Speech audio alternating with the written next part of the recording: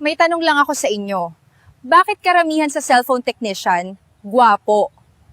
Hoy, sino pipiliin mo? Isang engineer o isang abogado? Mas pipiliin ko pa rin ng technician. Masipag na, pogi pa. Alam mo ba kung bakit hindi mo dapat minamaliit ang mga technician? Kasi nga, tahimik, pero mapera yan. Alam mo, bilib talaga ako dyan sa mga technician. Biruin mo, napakasimple pero maganda asawa niyan. Totoo.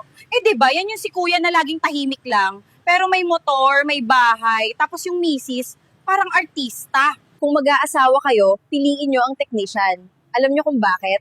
Kasi kahit na ilang beses kang nasaktan, kaya ka pa rin niyang ayusin.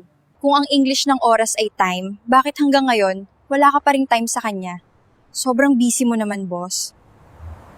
Grabe, ang mga babaero ngayon, no? Buti na lang yung mga technician, hindi ganyan. Focus lang sa sirang gadget, hindi sa sirang relasyon.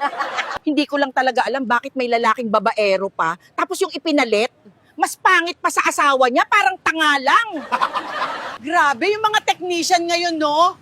Pagwapo ng pagwapo.